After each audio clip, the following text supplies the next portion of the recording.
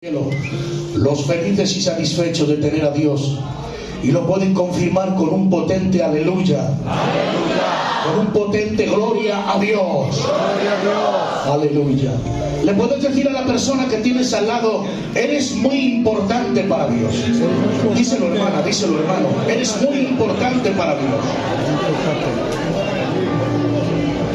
Aleluya. Eres tan importante que Dios dio a su Hijo en la cruz del Calvario, dio su vida y derramó su sangre para que hoy usted y yo estemos aquí. Tenemos mucho valor y mucha importancia porque tenemos a un Dios que Él nos ha amado con un amor eterno y un amor inalterable. Y agradecemos al Señor este culto, esta reunión donde podemos ver palpable que el Espíritu Santo es notorio en medio de su iglesia y en medio de este culto. Y eso nos tiene que llevar a alegrar el corazón y a retomar fuerzas, porque entendemos que la presencia, la compañía y la dirección del Dios Espíritu Santo está en nuestras vidas, está en nuestro corazón, está en medio de la iglesia, y eso tiene que brotar en nuestro corazón gratitud, adoración y alegría para nuestro Dios, en el nombre del Señor. Amén. En esta tarde quiero compartir un sentir de la palabra y hacerles bien por medio de la santa palabra, porque hemos entendido que la palabra de Dios siempre llega a tiempo y siempre hace bien. Dicen las Sagradas Escrituras que cielo y tierra pasará, pero que su palabra permanecerá para siempre. O sea, ser que la palabra, aleluya, no pasará desapercibida, sino que ejecutará la obra para la cual Dios la envía en el nombre del Señor. Y hemos entendido y reconocido que la palabra de Dios ejecuta el mandamiento de Dios. Por eso en esta tarde quiero hacerles bien por la palabra, y que en esta tarde la palabra de Dios corra y sea glorificada y ejecute la labor para la cual Dios la envía, para levantar, para sanar, para santificar, para edificar, en el nombre poderoso del Señor. Aleluya. Tomamos prestados los textos sagrados de la Escritura que se encuentra en la carta escrita por el apóstol Pablo a los Romanos en el capítulo 12, y leemos hasta el versículo 3. Y dice así: en el nombre del Padre, del Hijo y del Espíritu Santo. Así que, hermanos, os ruego por las misericordias de Dios que presentéis vuestros cuerpos en sacrificio vivo, santo y agradable a Dios, que es vuestro culto racional. No os conforméis a este siglo, sino transformaos por medio de la renovación de vuestro entendimiento, para que comprobéis cuál sea la buena voluntad de Dios, agradable y perfecta. Digo pues, por la gracia que me ha sido dada, que a cada cual que está entre vosotros no tenga más alto concepto de sí que el que debe tener, sino que piense de sí con cordura, conforme a la medida de la fe que Dios repartió a cada uno. Que Dios bendiga su palabra en nuestros corazones y añada más bendición. Y como suelo decir yo, que la palabra de Dios cada día se haga patente en nuestra forma de pensar, en nuestra forma de actuar y en nuestra forma de vivir, en el nombre poderoso del Señor. El título que lleva este consejo de la palabra es el rótulo que encabeza la lectura que hemos leído, que dice: deberes cristianos. El apóstol Pablo escribe esta carta dirigida a la iglesia de los romanos. ¿Saben? La iglesia de los romanos no la edificó, ni la levantó, ni la fundó el apóstol Pablo, sino que dicen los que entienden y los que saben que los primeros cristianos y los primeros creyentes, unos dicen que fueron esparcidos a causa de la muerte de Esteban, otros dicen que fueron cuando bajaron a Jerusalén a las fiestas de la ciudad de Jerusalén, y en el día del Pentecostés los que se convirtieron volvieron a su lugar de origen, y esos primeros creyentes quizás pudieron ser los fundadores y los que levantaron la iglesia de los romanos. Pero aunque Pablo no había levantado la iglesia de los romanos, él sabía que era obra de Dios, y por eso el apóstol se preocupaba de la iglesia de los romanos, y por eso escribe esta carta. ¿Saben? Dicen los que entienden y los teólogos que si todas las cartas y todas las epístolas se perdieran y no existiera ninguna y solamente quedara la carta dirigida a los romanos, sería suficiente. Tendrían los fundamentos doctrinales necesarios para que cada creyente que la leyera y la escuchara pudiera encontrar la salvación, el arrepentimiento y el perdón de sus pecados, porque la carta dirigida a los romanos tiene el fundamento necesario y las bases doctrinales necesarias para que el hombre y la mujer pudiera encontrar salvación, vida eterna y arrepentimiento de sus pecados, y se pudieran encontrar con Jesucristo, el Rey Salvador. Aleluya. Miren, los 3 textos que hemos leído, que vamos a entrar a desgranar y quiero compartir, son los deberes cristianos. Pero es una aplicación, una enseñanza que el apóstol nos describe en los romanos, que también en esta tarde sirven para nosotros. Aplicación privadas para que nosotros lo podamos cumplir como deberes cristianos. Pero también sucede algo, que si usted cumple estos textos que están escribiendo, no solamente será un hombre y una mujer que tenga la capacidad de cumplir con los deberes cristianos, sino que también eso repercutirá al cuerpo místico de Cristo, que es su iglesia. Y ¿saben lo que sucede? Que la iglesia empezará a fluir, que la iglesia empezará a ser edificada, que la iglesia empezará a funcionar, que la iglesia empezará a avanzar delante de la presencia del Señor, porque hay hombres y mujeres que cumplen sus deberes cristianos y cumplen los mandamientos, los conceptos y las actitudes que el apóstol Pablo describe en estos textos dirigidos a la carta de los romanos, pero que en esta tarde, aleluya, lo hacemos nuestra por la fe, estas promesas escritas en su bendita palabra. Y ya entramos en el texto, y dice el apóstol Pablo: así que, hermanos, os ruego que os presentéis como sacrificios vivos, santos y agradables a Dios, que es vuestro culto racional. Cuando aquí el apóstol habla en este texto de culto racional, no se está refiriendo al culto de 7 a 8. Cuando aquí el apóstol se refiere a culto racional, es en toda nuestra manera de vivir.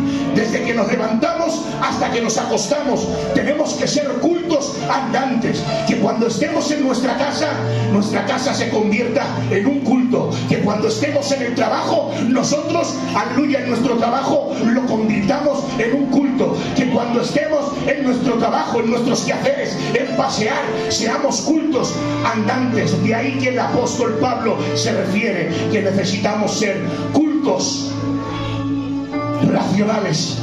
Aleluya. Pero el detalle que yo quiero ensaltar en esta tarde, la actitud que es necesaria para cumplir el primer paso, para cumplir el deber cristiano, es que dice el apóstol: ser sacrificios vivos, santos y agradables. Y lo dice nada más y nada menos que el apóstol Pablo. ¿Por qué? Porque el apóstol sabe que todo hombre que está sujeto en este mundo y sujeto a la carne, se levantan en contra de él pasiones, se levantan en contra de él deseos, que el hombre tiene que estar atento y alerta para sacrificarlo y matarlos y no dejar que se apoderen de nosotros. Y lo dijo el gran apóstol Pablo, hermanos. Dice el apóstol Pablo: miserable de mí, hay una ley en mis miembros, que lo bueno que quiero hacer, eso no lo hago, y lo malo que quiero hacer es lo que hago. Y fue el gran apóstol Pablo el que dice la palabra del Señor, que en los montes de Arabia recibió la misma revelación de la base de la doctrina, de la misma boca del Señor Jesucristo.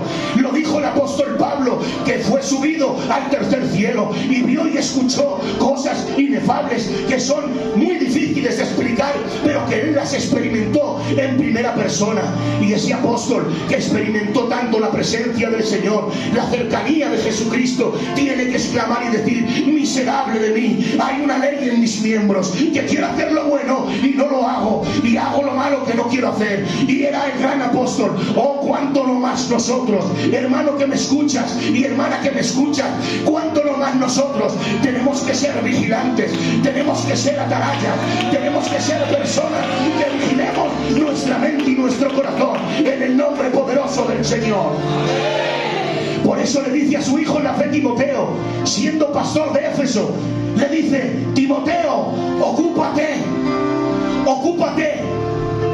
dice Timoteo, ten cuidado de ti mismo. Y era pastor de Éfeso. Dice, pero cuida, ocúpate en leer, en exhortar, para que ese aprovechamiento sea notorio para tu vida y para los que te rodean. Le da la clave y le da un toque de alerta a que sea atento, porque tengo que recordarles algo. El primer enemigo, el número uno, enemigo nuestro, ¿saben quién es? ¿Quién es? Nosotros mismos. Nosotros somos el enemigo número uno de nuestras vidas. No es Satanás, no es el mundo, sino el primero, el número uno, somos nosotros mismos. Por eso es necesario que cada día vivamos en la presencia del Señor, que cada día sacrifiquemos lo que a Dios no le agrada, que seamos, aleluya, como dice la palabra, sacrificios vivos, santos y agradables. Porque hay sacrificios que no son agradables, porque hay sacrificios que no son santos. Pero en esta tarde te lanzo una palabra, te doy un toque de alerta, te recuerdo en esta tarde que seas un hombre, que seas una mujer, que seas un sacrificio vivo, santo y agradable a nuestro Dios. Que bendito sea su nombre. Apláudele al Rey, por favor.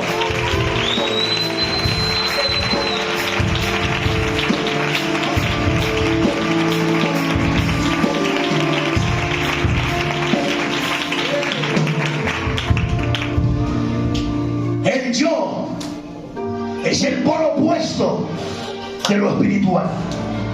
Dicen las Sagradas Escrituras que la carne es contra el espíritu y el espíritu es contra la carne. Y nuestro yo es el polo opuesto. Hay cosas que se levantan en nuestras vidas que tenemos que ejecutar, matar, anular, destruir, por medio de vivir en la presencia del Señor, la unción del Espíritu y la dirección de nuestro Dios.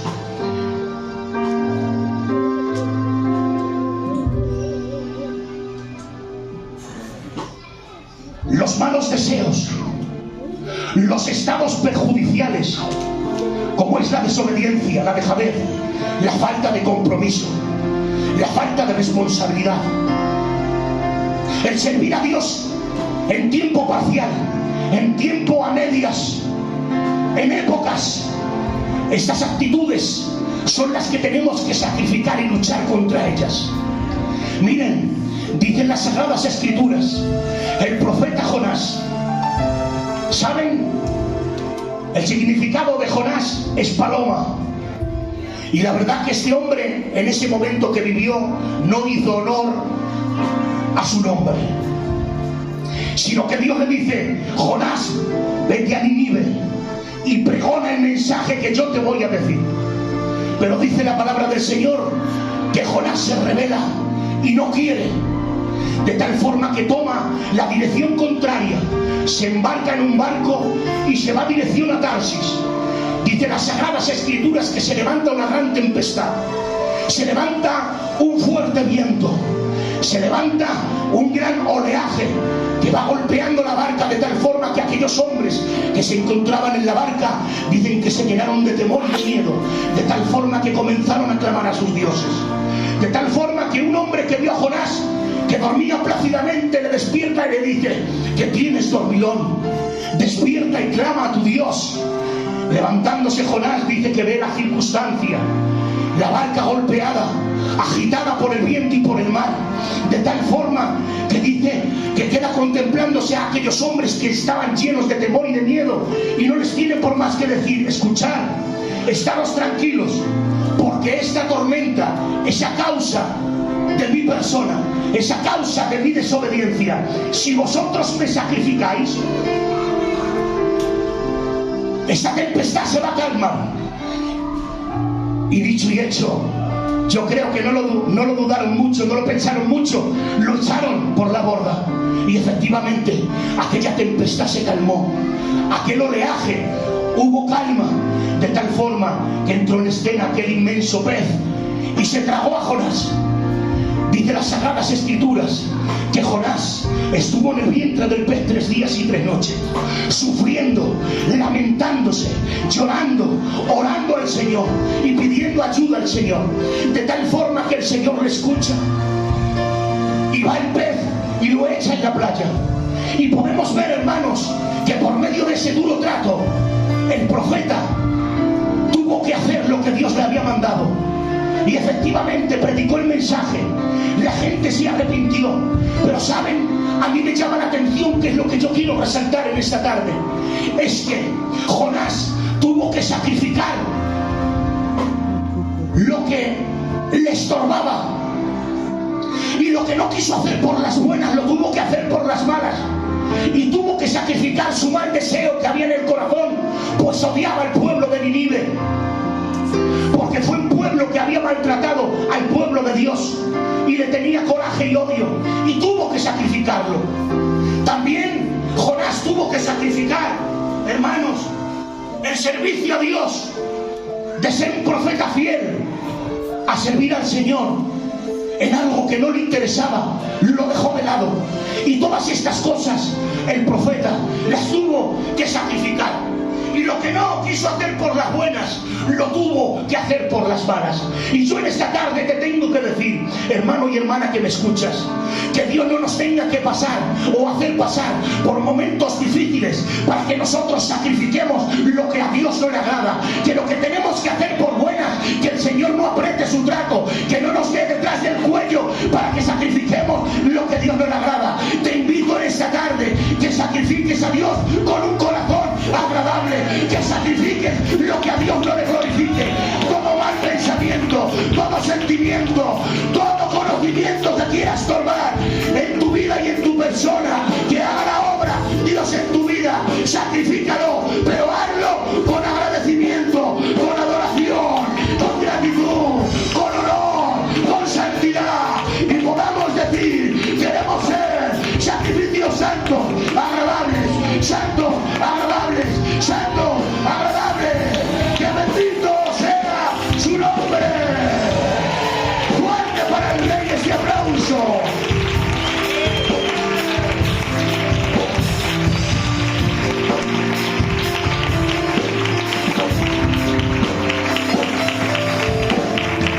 Sin sacrificio no hay bendición. Lo voy a volver a repetir. Sin sacrificio no hay bendición. Pero miren el detalle. Abraham, sacrifícame a tu hijo Isaac. Todos conocemos la historia. Va hasta el monte del sacrificio. Cuando llega a la falda del monte, le dice a sus criados, quedaros aquí, porque yo y el muchacho subiremos, adoraremos y bajaremos otra vez. Abraham, el padre en la fe, no el padre de la fe, porque el padre de la fe es Jesucristo, que es el autor y consumador de la fe. Pero sí, Abraham es el padre en la fe, y su creencia le fue contada por justicia, dice Hebreos. Pero me llama la atención que el sacrificio doloroso, el sacrificio que le conmovió las entrañas, él lo ejecutó. Pero no lo ejecutó ni lo llevó a cabo de cualquier manera. Lo llevó y lo ejecutó, haciendo el sacrificio, transformándolo en adoración, aquel que vive y reina por los siglos. Y te tengo que decir, sin sacrificio no hay bendición. Pero para que haya bendición en el sacrificio, tu sacrificio lo tienes que convertir en adoración. Si no conviertes tu sacrificio en adoración, en gratitud y voluntariamente, ese sacrificio no sirve para nada. Pero en esta tarde te digo y te aconsejo que tu sacrificio sea, aleluya, un sacrificio de adoración, un sacrificio agradable, un sacrificio, aleluya, de adoración al que vive, al que reina, en el nombre del Señor. Apláudele al Rey, por favor.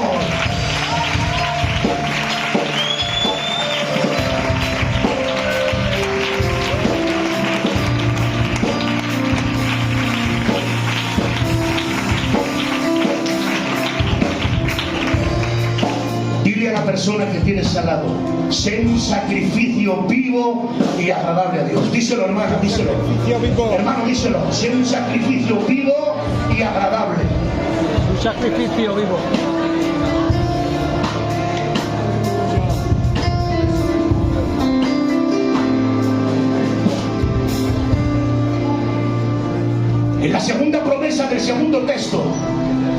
Nos indica el apóstol y nos enseña la actitud que debemos tener. Dice: no os conforméis a este siglo, sino transformaos por medio de la renovación de vuestro entendimiento, para que comprobéis cuál sea la buena voluntad de Dios, agradable y perfecta. El apóstol aquí nos está diciendo que el hombre que está sujeto a esta tierra, no nos podemos guiar por las corrientes de este mundo, por las ideologías de este mundo, por los pensamientos de este mundo, por las modas de este mundo. No nos podemos ver subyugados ni dirigidos por ello, sino todo lo contrario, porque nosotros no somos de este mundo. Nosotros somos errantes y peregrinos. Nosotros somos de la ciudadanía eterna. Nosotros somos ciudadanos del reino de los cielos, de la nueva Jerusalén. Por eso te tengo que decir que no influya en ti, ni gobierne, ni dirija las corrientes de este mundo, sino que te mantengas santo, puro, limpio, delante de la presencia del Señor. Y nos da la clave el texto y nos dice: renovar vuestro pensamiento, llenar vuestro entendimiento, porque si no hay entendimiento, no hay renovación. Y si no hay renovación, en consecuencia, no recibiremos la transformación. ¿Saben? La palabra transformación significa metamorfosis. Es como esa oruga fea que se envuelve en la crisálida y después de un tiempo se convierte en una hermosa mariposa. Y eso se llama metamorfosis. Y es que el creyente, el Hijo de Dios, que llena el corazón y su mente de la palabra, el que vive y practica y vive conforme la palabra, empieza a experimentar esa metamorfosis. Y esa metamorfosis produce, espiritualmente hablando, esa renovación. Y cuando hay renovación, encontramos esa transformación que solamente lo puede hacer el bendito Dios, Espíritu Santo. Por eso te tengo que decir que guardes y practiques la palabra. Por eso el apóstol Pablo dice la palabra del Señor que iba camino a Damasco y tiene un encuentro con Jesús. Y él se le aparece y con el resplandor de su gloria lo tira en tierra. Con el resplandor de su gloria le queda ciego, humanamente hablando, para que los ojos espirituales le sean abiertos. Y tiene un encuentro con él y le da un mensaje. Y cuando el apóstol Pablo recibe el mensaje, ahí podemos ver la transformación, la renovación de mente, de ser un perseguidor y un aflijador de la iglesia, que afligía al creyente y a la iglesia, se transforma a ser, aleluya, un gobernador, aleluya, en cadenas, en medio del sufrimiento, transportando la verdad del evangelio. Y podemos ver que el apóstol fue transformado. El apóstol recibió la metamorfosis, la renovación y la transformación de la poderosa palabra. Por eso el salmista exclama y dice en el Salmo 119, versículo, a ver dónde lo tengo, versículo 92, dice: si tu ley no hubiera sido mi delicia, ya mi aflicción hubiera perecido. Podemos ver, hermano, hermana que me escuchas, podemos ver que el salmista dice: si tu ley no hubiera sido mi delicia, mi aflicción hubiera perecido. Es que la palabra en él le transformaba, le renovaba, le cambiaba el chip, le cambiaba la perspectiva, recibía, aleluya, esa metamorfosis espiritual, que aunque su circunstancia era, aleluya, de aflicción, él se podía remontar, él se podía poner en pie, él se podía, aleluya, avanzar y caminar con fuerza. ¿Saben por qué? Porque la ley de Jehová era, aleluya, lo que le ayudaba. Te tengo que decir, iglesia de Jesucristo, hoy en los tiempos que vivimos son tiempos extraños, el pecado sobreabunda, pero hoy más que nunca los hijos de Dios, la iglesia de Jesucristo, necesitamos vivir en santidad, en pureza. ¿Para qué? Para que por medio de practicar la palabra, guardar la palabra, transformémonos y recibamos la fuerza, la limpieza, la santidad, el rigor, la fuerza necesaria para poder caminar, para poder avanzar. Te digo en esta tarde: camina, avanza, prosigue en el nombre poderoso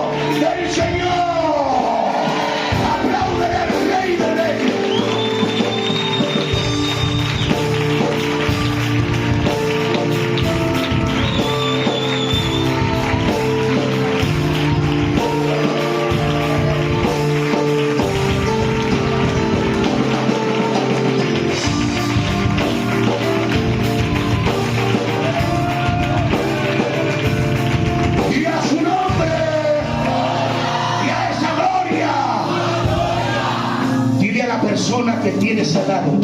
Practica la palabra. Díselo, hermano. Díselo, hermana. Practica la palabra.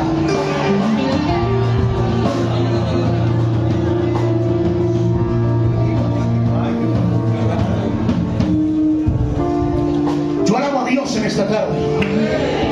¿Cuántos alaban a Dios conmigo? ¿Se sienten bendecidos por este lugar, por este momento? Aleluya.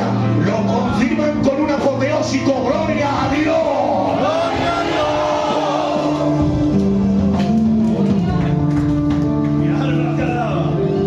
Dios. Tercer y último punto para tener la capacidad de cumplir con nuestros deberes cristianos. Y en consecuencia, que en la iglesia fluya, en el cuerpo místico de Cristo que es la iglesia fluya la bendición, el crecimiento, el avance y la santidad. Dice: digo pues por la gracia que me es dada, que cada cual que esté entre vosotros que no tenga un alto concepto de sí que el que debe tener, sino que piense de sí con cordura. O sea, ser. Aquí el apóstol nos está demandando equilibrio espiritual. Aquí el apóstol nos está describiendo que el cristiano tiene que tener un equilibrio espiritual. El cristiano de aquí, en este texto, demanda humildad. La humildad y el equilibrio espiritual van agarrados de las manos.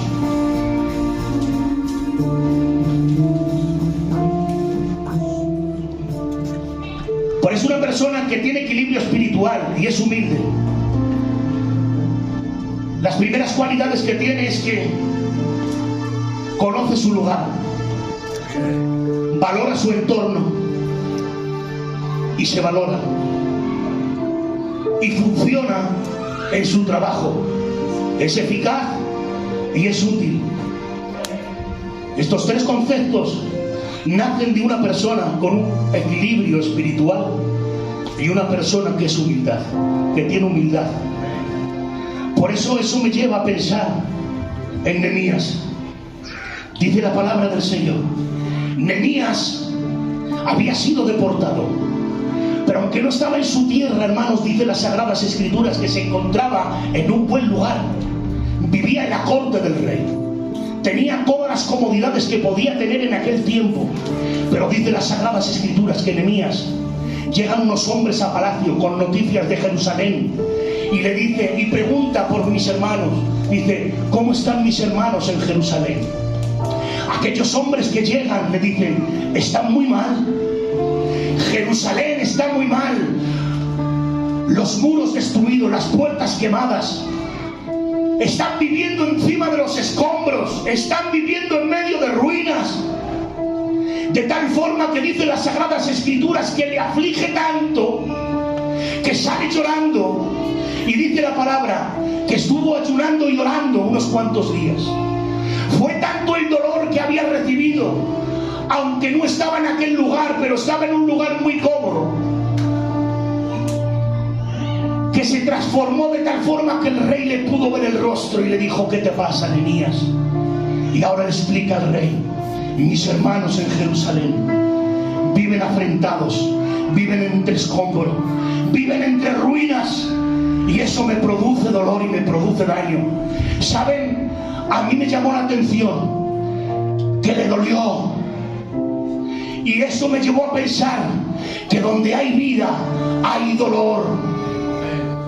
Donde hay vida hay dolor. ¿Por qué? Porque él era hermano de ellos, de sangre, y le dolía de tal forma que transformó su dolor en lágrimas, en oración, en consultar y en buscar a Jehová de los ejércitos, y el dolor lo mostró y lo reflejó. Pero a mí me llamó la atención esto: donde hay dolor hay vida. Por eso tengo que decir desde aquí, hermano y hermana que me escuchas, quizás has fallado, quizás has tenido un fracaso, pero si has fallado y has tenido un fracaso y todavía sientes dolor y te duele e incluso puedes llorar por ese error que has cometido, te tengo que decir: si hay dolor es una buena señal. Eso es que aún todavía hay vida en tu mente y en tu corazón, y eso te tiene que ayudar a entender que en Cristo hay oportunidad, que en Cristo hay misericordia, que en Cristo hay gracia, que en Cristo hay salvación. Por eso te tengo que decir: si si te duele, todavía estás a tiempo de venir a los pies de la cruz de Cristo y decirle: Señor, he fallado, Señor, me he vengado, pero me abrigo a tu gracia, me abrigo a tu amor, me abrigo a tu misericordia, que es nueva cada mañana, y te pido perdón, pido esa sangre que me limpie, que me purifique, que me regenere. Y yo digo en esta tarde, y ustedes lo confirman: gloria tenga la sangre de nuestro Señor Jesucristo.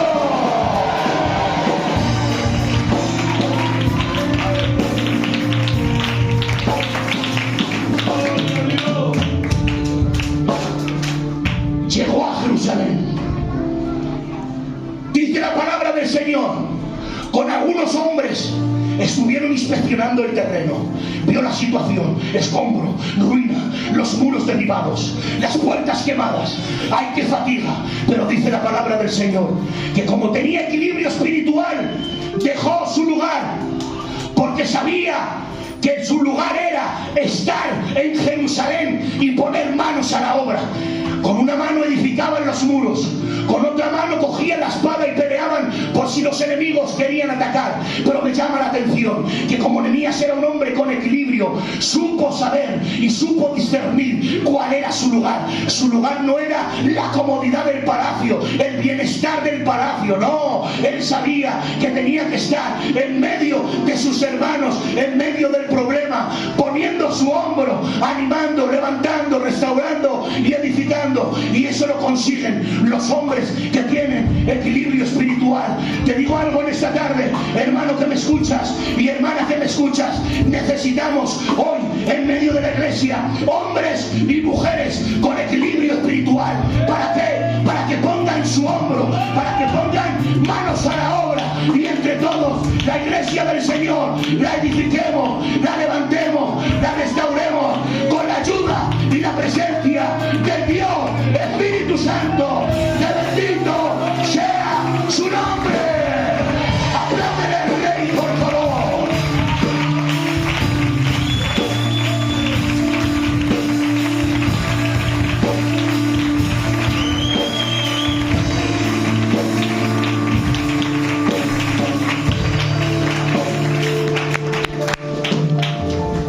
Por eso te tengo que decir, para finalizar,